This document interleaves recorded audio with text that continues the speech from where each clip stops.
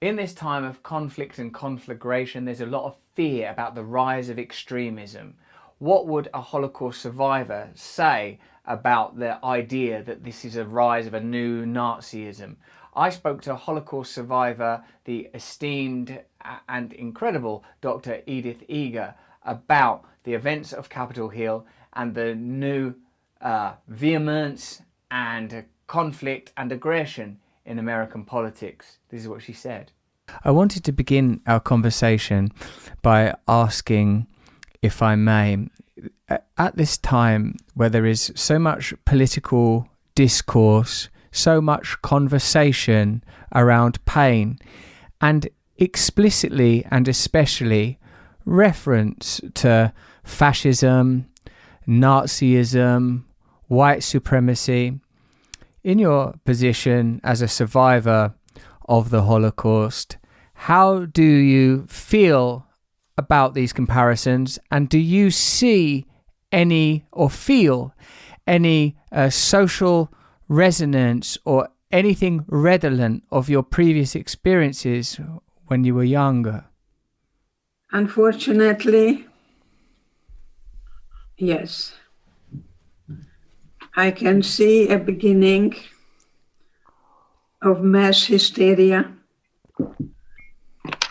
And I was very happy to hear from Schwarzenegger that he's also reminded of his childhood.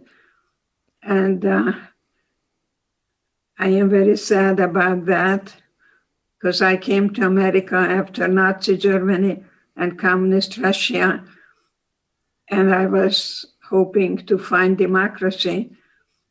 And yet, when I was working in a factory, I didn't speak English, so they gave me things to cut, and I got 7 cents per dozen. So I worked very fast because I became the breadwinner, because my husband ended up in a TB hospital. So the shocking experience I had in 1949 in Baltimore, Maryland, that there were 2 bathrooms and one of them set colored. And then I like to tell you that I don't think love is what you feel, love is what you do. So I gathered the women and I joined the NAACP. And guess what? I marched with Martin Luther King in Washington. I was in Washington, 1963, singing with the mamas and the papas. You don't go that far, but I hope you do, because it was a wonderful time when people were uniting and doing everything they can to stop fascism.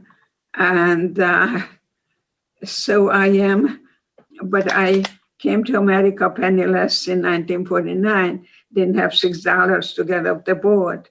And so I was very poor. And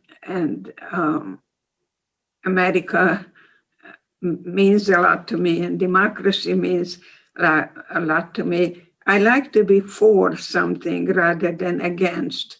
You see, I refuse to live in fear. I don't think fear and love coexist. So I'm look always for the light in the darkness. You have said before, love is doing.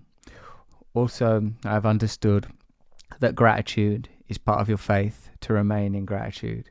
And it seems to me that much of what you're espousing or telling us is that remaining present with people and not actually, it seems, if I may say, Edie, judging them on the basis of what they present to you, creating the possibility that people don't even know this is a dislocated sort of explosion rather than any real expression. It's a lie.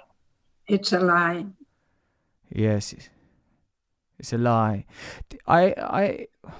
I wonder, do you believe the same to be true in this time of division and conflagration, when again we hear the language of nationalism and the language of condemnation from different groups about one another, that beneath it, underneath it, beyond it is undiscovered love? You know, what happened last Wednesday in America was headed by the white supremacy. They were wearing shirts that 6 million was not enough. You know that? I didn't know that when I heard that. That is very sad, especially for someone who realizes that that little Jew, Einstein, came to America and changed the whole history of World War II, would have been very different without that little Jew, Albert Einstein.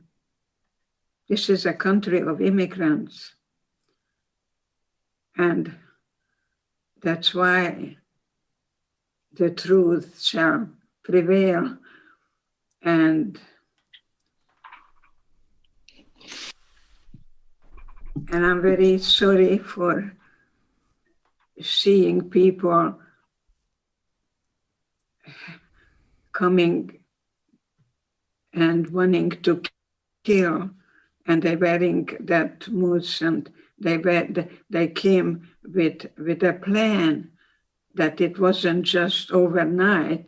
It must have been organized. People who chose violence and hatred and division. And so I hope we can unite and empower each other with our differences. I hope you enjoyed that conversation between me and Edith. If you want to hear more content like that and more episodes of Under the Skin, you can have a week's free trial, and you can get a subscription for as little as $2.99 a month. Go over to luminarypodcast.com. If you want more of my content, please subscribe to YouTube and get signed up to my mailing list where you get unique content. Thanks once again to you, Edith Eger, and thank you to everybody at Luminary for this episode of Under the Skin.